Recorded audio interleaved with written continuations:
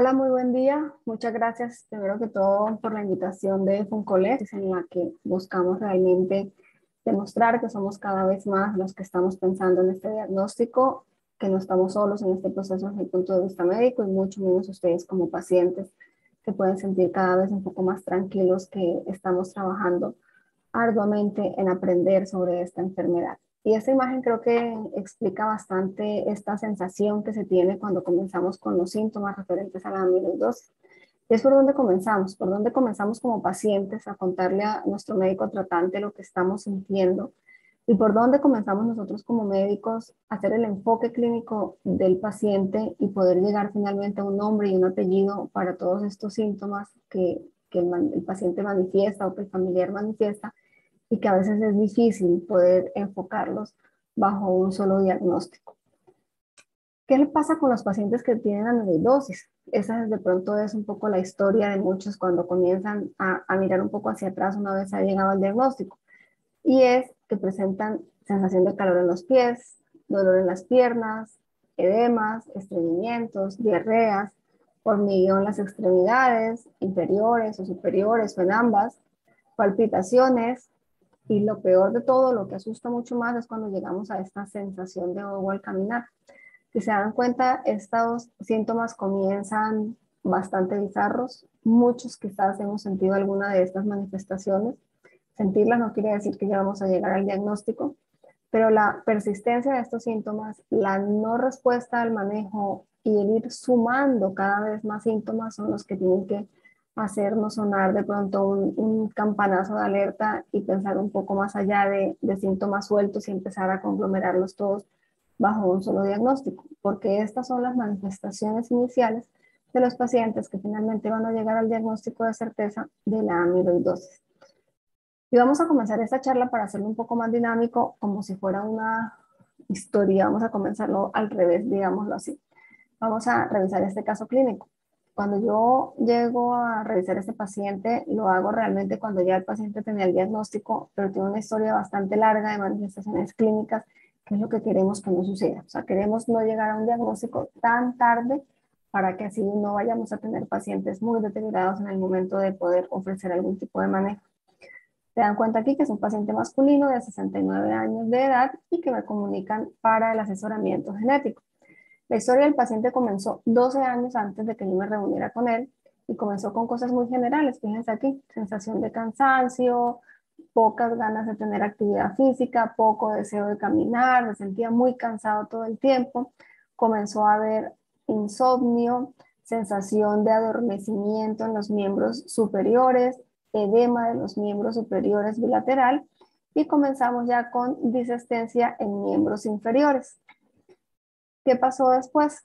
Esto fue afectando la calidad de vida. ¿Por qué? Porque ya comenzó a aparecer limitación de la marcha, pérdida de peso, disnea o ahogos, hipotensión ortostática, esta sensación como de que se nos van las luces un poco cuando nos vamos a levantar de una silla o de la cama, y pérdida parcial de la independencia, que es finalmente lo que molesta mucho más al paciente o lo que incomoda mucho más al paciente. Vamos a colocar aquí el punterito para que no sea más fácil. Porque cuando se pierde la independencia, esto afecta realmente el estado anímico del paciente, la capacidad de autocuidado, afecta la dinámica familiar y es ya un momento bastante difícil de regresar una vez llegamos a este punto. Entonces, cuando estamos aquí, ya tenemos un paciente que tiene una afectación importante de la calidad de vida. ¿Cuáles eran sus antecedentes? Diagnóstico de nefrolitiasis, diagnóstico de diabetes mellitus en el 2006, glaucoma bilateral y catarata en el 2011. Fíjense que lo ponemos aquí en negrita para que recordemos esto, porque algo que nos llama mucho la atención es que es un síntoma del túnel del carpo 17, una ruptura espontánea del tendón del bíceps en el 2018. El paciente estaba completamente sano, bien, sin ninguna molestia, y de repente el tendón del bíceps se rompe y el músculo hace como un movimiento de recogida que da una manifestación muy específica y alerta claramente al paciente, pero cuando se van a hacer revisiones, pues no hay nada más allá de la anatomía que se haya afectado. Una fractura de peroné que fue por un trauma, una hernia discal que se encontraba en ese momento en manejo farmacológico, tenía diagnóstico de insuficiencia cardíaca congestiva que también estaba en manejo farmacológico y un hallazgo de proteinuria. Los antecedentes familiares del paciente: un papá que falleció en el año 2000 con una insuficiencia cardíaca, una hermana con 81 años en este momento con una insuficiencia cardíaca congestiva, entonces nos damos cuenta que ya hay historia familiar de enfermedad cardíaca. Una sobrina de 57 años que manifestaba simplemente que tenía un edema de miembros inferiores sin ningún otro diagnóstico relacionado, y el hijo de un infarto agudo de miocardio fulminante. El paciente se acostó a dormir y lamentablemente al día siguiente encuentran que había fallecido con apenas 24 años sin ningún diagnóstico previo de la enfermedad o de ningún tipo de enfermedades. ¿Qué vemos en esta línea de tiempo? Unas manifestaciones clínicas que comenzaron más o menos en el 2008, que no estaban comprometiendo la vida del paciente, que estaban deteriorando poco a poco la calidad de vida del paciente, pero que eran manejables, que cuando el paciente consultaba, pues no encontrábamos realmente qué era lo que estaba sucediendo en este caso, y mucho tiempo duró este paciente sin consultar porque atribuía sus primeros síntomas al cansancio del trabajo, al estrés, a la rutina de la casa, pero no lo consideraba realmente una enfermedad. ¿Qué pasó con el tiempo? Fíjense que en el 2018 ya tenemos una cardiopatía instaurada, o sea, este paciente ya tenía un diagnóstico de insuficiencia cardíaca congestiva, ya no podía desplazarse grandes trayectos porque se ahogaba, su corazón estaba trabajando con dificultad, ya tenía miembros inferiores que francamente estaban afectando la vida del paciente. ¿Qué pasó en el año 2009? Se llega finalmente a un diagnóstico de certeza cuando se llenan todas estas manifestaciones clínicas en una sola enfermedad. ¿Qué pasó? Se afectó la calidad de vida, inició con un cuadro clínico específico, pero que finalmente esta cardiopatía pudiera llevarnos a la muerte del paciente si no se hace un manejo adecuado claramente. En el 2019, uno de sus médicos tratantes sospechó que esto podía tratarse de una amiloidosis y se le hace entonces un estudio genético. En el estudio genético se encuentra que identificada como patogénica, como podemos ver aquí. Esto quiere decir que esta enfermedad. Entonces, finalmente con el paciente se llega a un diagnóstico de certeza de una amiloidosis por transtirretina. ¿Por qué es importante? Porque fíjense, una historia tan larga, ¿cierto? 10, 12 años de manifestaciones clínicas para finalmente llegar a un nombre y un apellido de lo que estaba pasando. Eso es una invitación entonces a que pensemos realmente que la amiloidosis está aquí, que la hemos encontrado ya en nuestro país y que cada vez con el trabajo en equipo que estamos realizando, pues estamos encontrando mucho más pacientes. ¿De dónde viene esto? Hay que conocer un poquito de la historia, así nos familiarizamos mucho más con el diagnóstico o con la enfermedad. La amiloidosis fue descrita por primera vez, fíjense aquí, en 1939 por el doctor Corino Andrade, por eso esto también es denominado como la enfermedad de Andrade, con un paciente. ¿Qué pasó? Él encontró una paciente que llegó a su consulta que tenía sensación de hormigueo en los pies, astenia, dinamia, sensación de calor en las palmas de las manos, en las plantas de los pies. Y finalmente, cuando entonces se empieza a hacer una revisión de esta paciente y un poco sobre la historia, cuando ella cuenta que en el lugar donde ella vivía, en Portugal, había muchos pacientes que tenían los mismos síntomas, entonces se clasifica eso en 1952 ya como una enfermedad franca, que es descrita como la danza del peciño, esto en relación a que era la sensación de danza como por la sensación de hormigueo, de molestia en los miembros inferiores de los pacientes.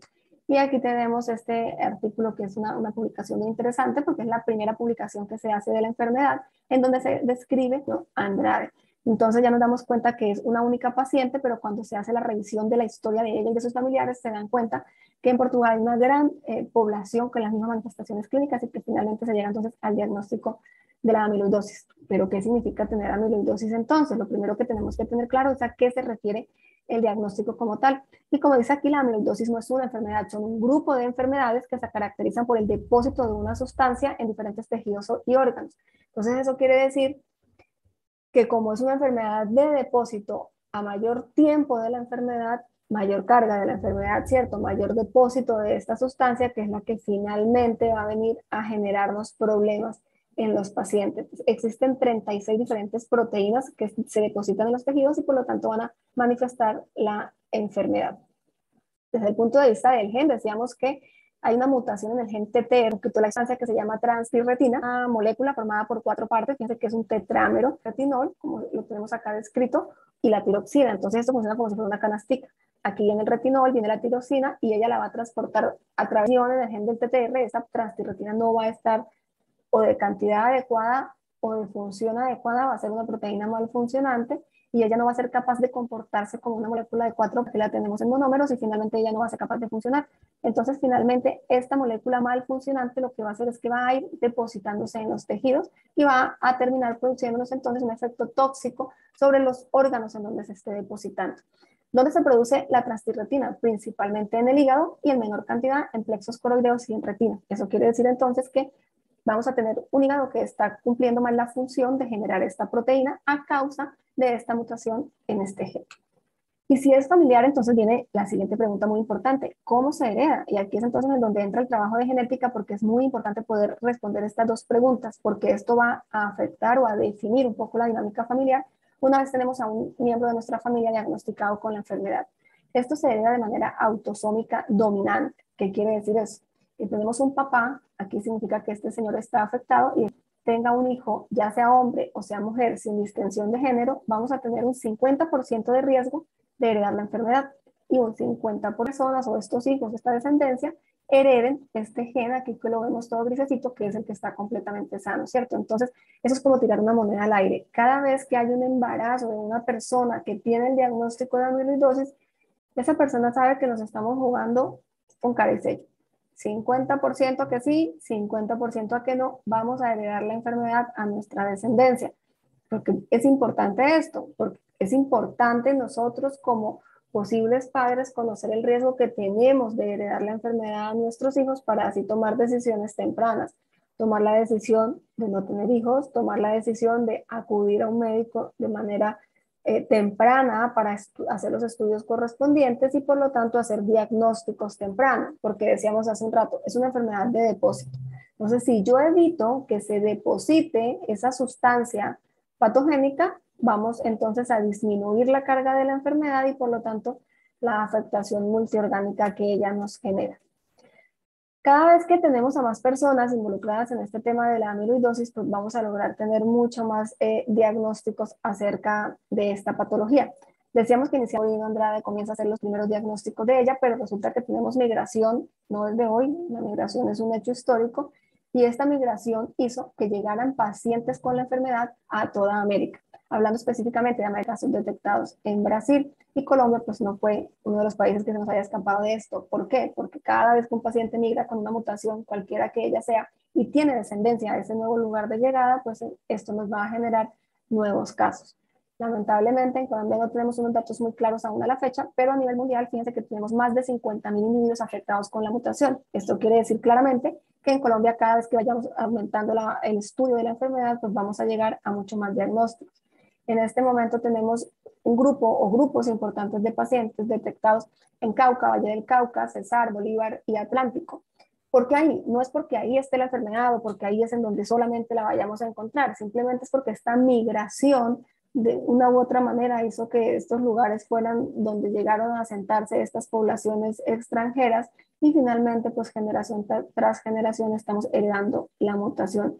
En la medida en que sigamos estudiando la enfermedad, claramente vamos a ir llenando muchos más de estos departamentos con nuevos casos, que ya hay varios departamentos nuevos en donde hemos encontrado pacientes. Y como decíamos, se hereda con un 50% de probabilidad, pues claramente cada vez que encontramos un paciente con la enfermedad, de ahí se nos van a desprender grandes cantidades de pacientes que hayan heredado también la mutación en ese cara y sello, digámoslo así.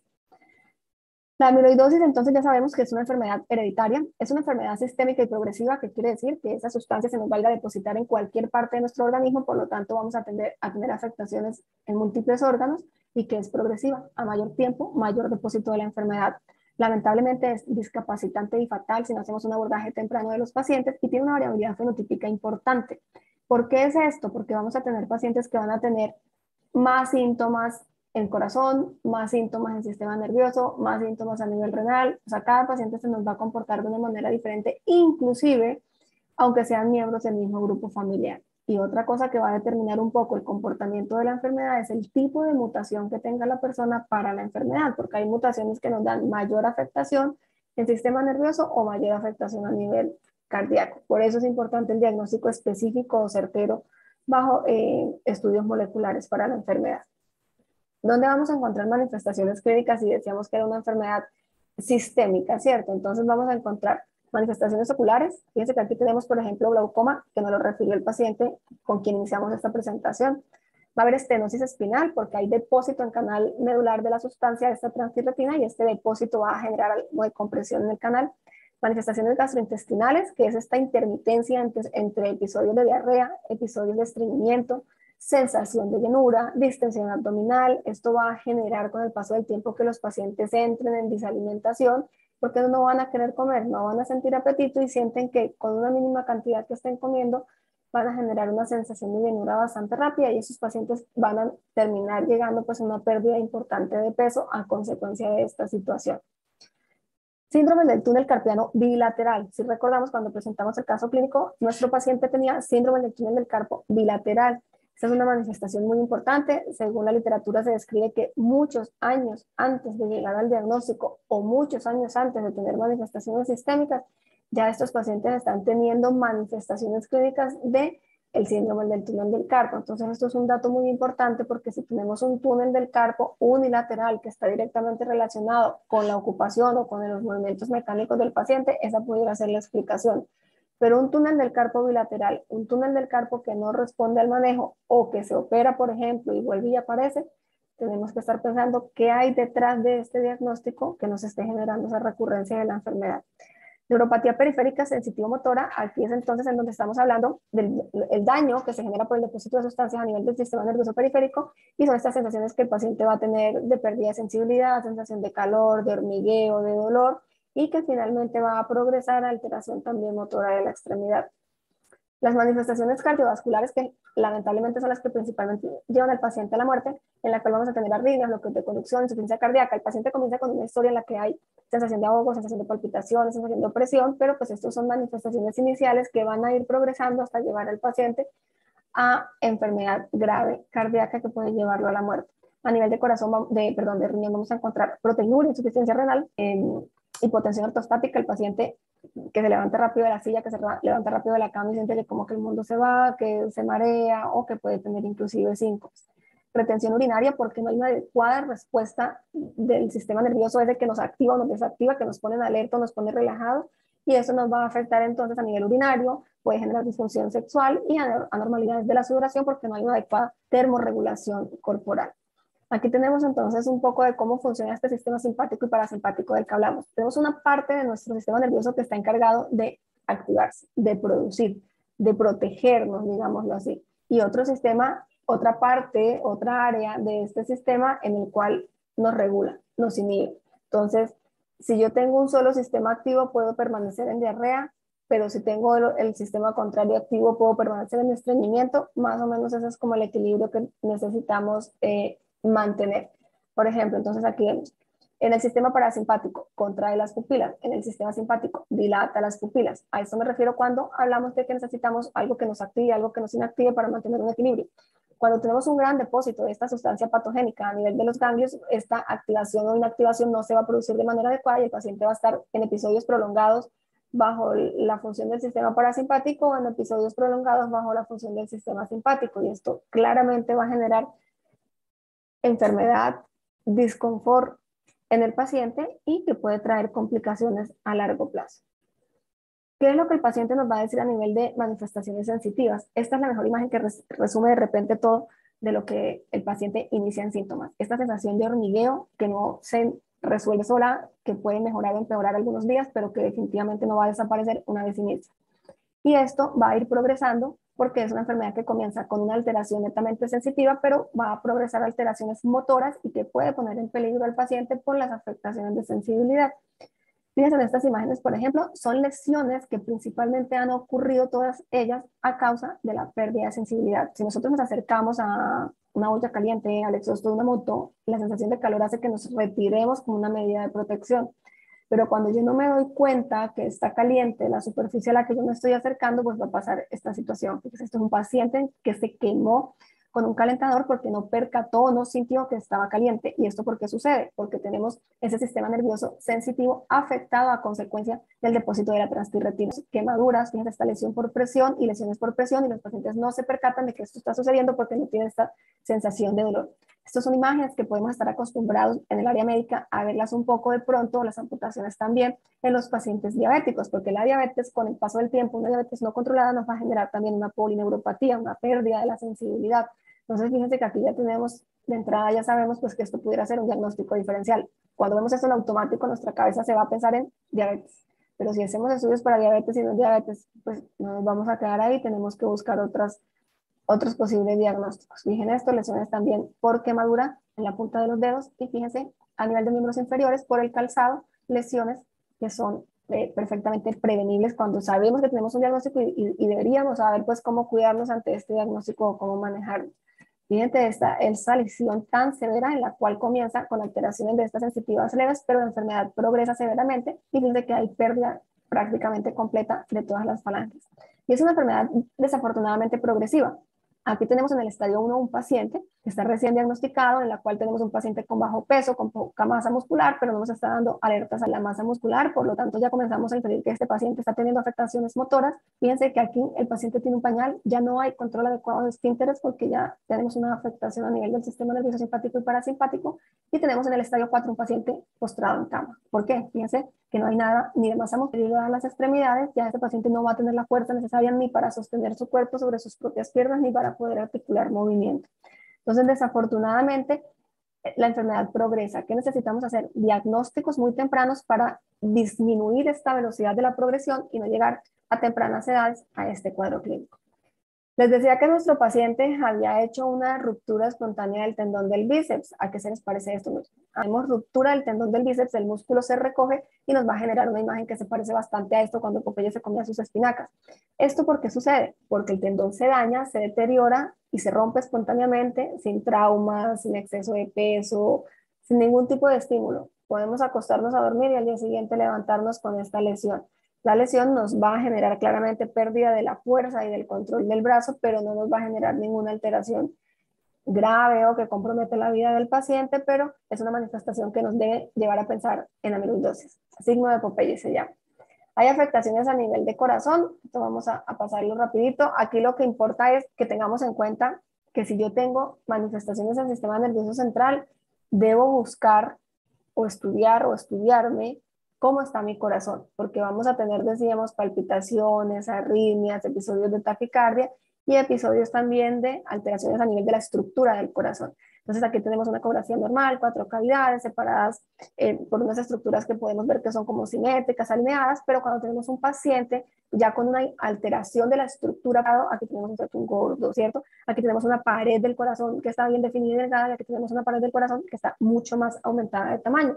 ¿Esto por qué? Por el depósito de la sustancia. Este corazón no va, ¿cómo está esta cavidad aquí? ¿Cómo está esta cavidad aquí? Entonces las cavidades aumentan de tamaño y eso le implicaría al corazón tener mucha más fuerza para poder hacer la contractilidad que necesita para sacar y recibir sangre y no va a poder hacer eso. Entonces estos pacientes llegan a cuadros clínicos de cardiopatías que si no tratamos pues van a ser muy graves para el paciente. ¿Y por qué tanto síntoma y por qué tanta cosa? Les decía hace un rato que necesitamos los estudios moleculares porque necesitamos saber qué tipo de mutación y así poder prever un poco, no con 100% de certeza, cómo se va a comportar clínicamente este paciente. Estas son algunas de las mutaciones que puede sufrir el gen TTR y que van a terminar generando la enfermedad de amiloidosis. Inicialmente se había hecho una clasificación en la que decíamos que habían unas mutaciones que iban a dar síntomas a nivel neurológico en el paciente y unas mutaciones, estas rojitas, que nos iban a dar síntomas cardíacos. Entonces yo no esperaría encontrar en un paciente que tiene, por ejemplo, esta mutación y que tiene enfermedad de corazón, no me preocuparía o no prestaría atención si el paciente dice es que tengo hormigueo en las manos, es que se me duermen, es que siento calambres, es que están calientes, es que tengo edema, es que tengo incontinencia urinaria, ¿cierto? Eso pensábamos antes. Pero pues con el paso de los años y con el aumento del estudio de esta enfermedad nos dimos cuenta que realmente hay un comportamiento mixto en cada una de las mutaciones. El 30MET es la más frecuente, por ejemplo, en los pacientes en Portugal y son quienes tienen mayor manifestación clínica neurológica. Pero con el paso del tiempo, estos pacientes también pueden darnos manifestaciones en corazón.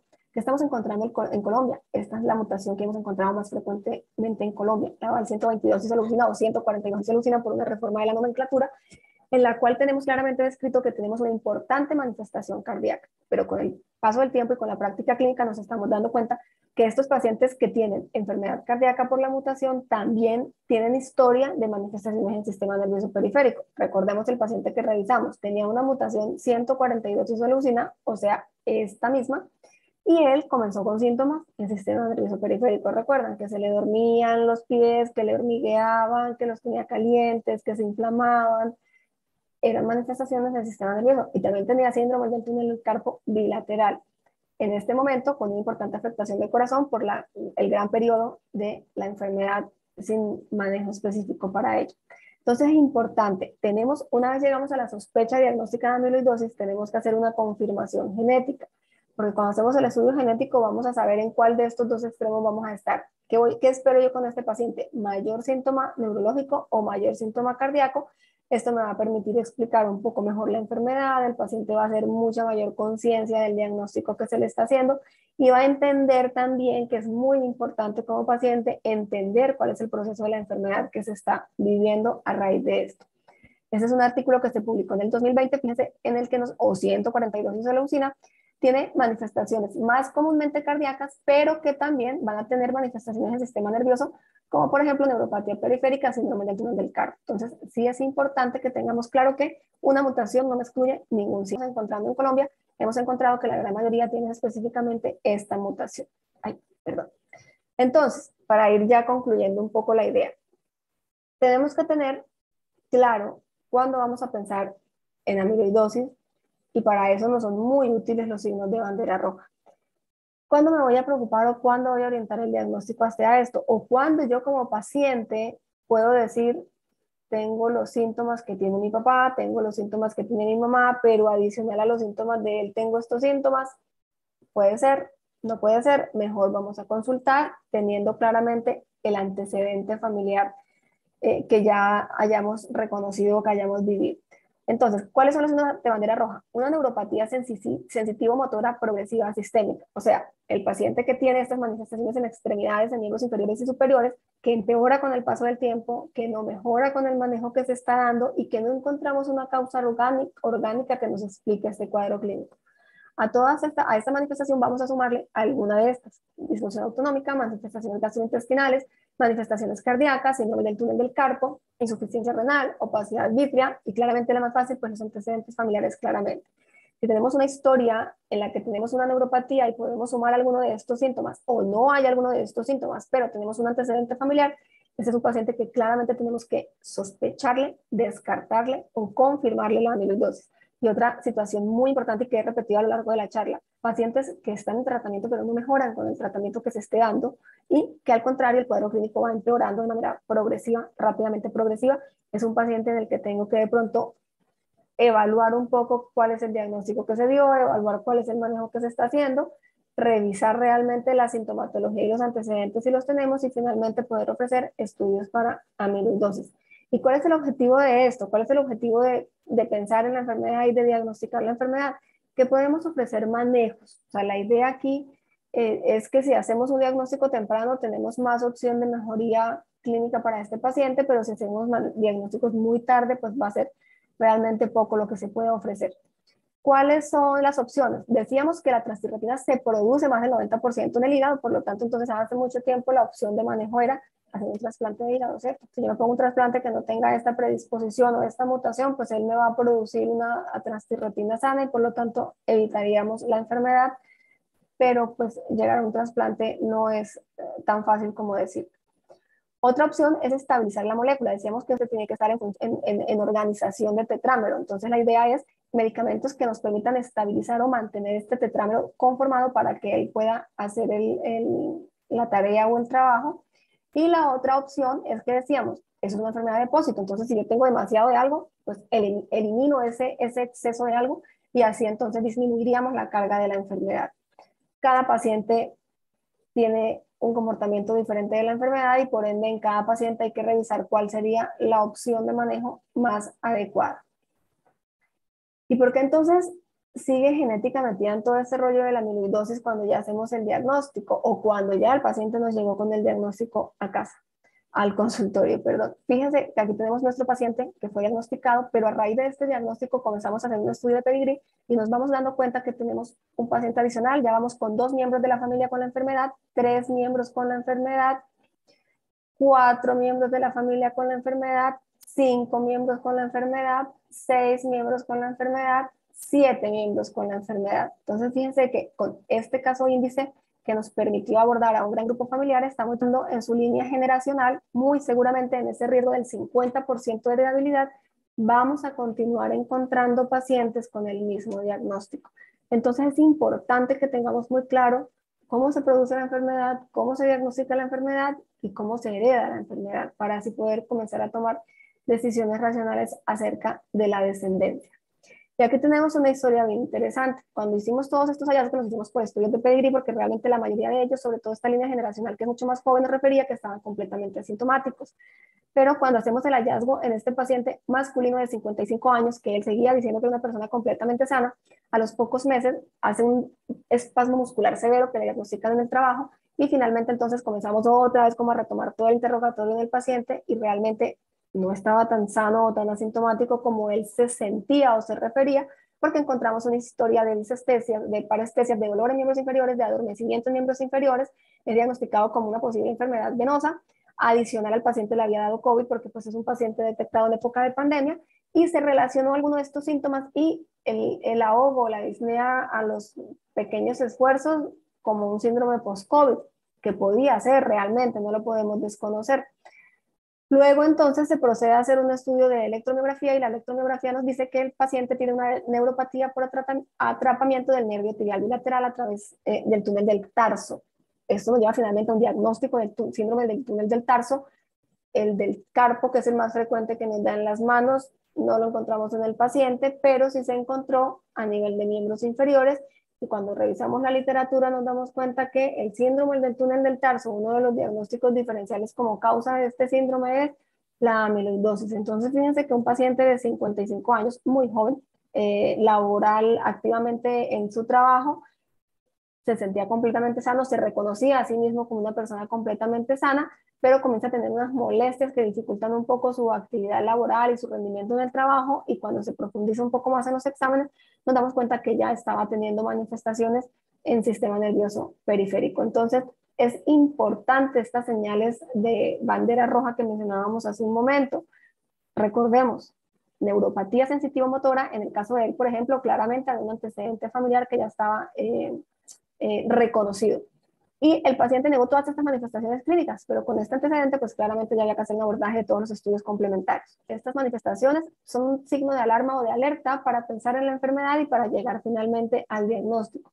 ¿Quiénes van a hacer un manejo específico de estos pacientes? Claramente necesitamos a cardiología porque tiene un componente cardíaco muy importante, a neurología y fisiatría porque tiene un componente muy importante que si no va a llevar al paciente a la muerte, sí va a afectar severamente la calidad de vida desde tempranas manifestaciones, y a genética, porque claramente tenemos una manifestación o una enfermedad que vamos a ir heredando de generación en generación con un 50% de probabilidad, y tenemos derecho como pacientes a conocer este riesgo, a conocer el comportamiento de la enfermedad para tomar decisiones independientes y autonómicas acerca de qué voy a hacer con mi descendencia. Eso era lo que les quería traer el día de hoy. Realmente nos sentimos muy agradados de que cada día seamos más quienes pensamos en la enfermedad. Nos enorgullece, me enorgullece grandemente poder hacer parte de este momento por el que estamos pasando como grupo médico y como pacientes que nos estén de este lado, como pacientes escuchándonos, porque cada día estamos pensando más en ella y cada día ustedes tienen más personas o más personal de la salud que los acompañen en este proceso. Muchas gracias por acompañarme, muchas gracias por escucharme, que tengan muy feliz día.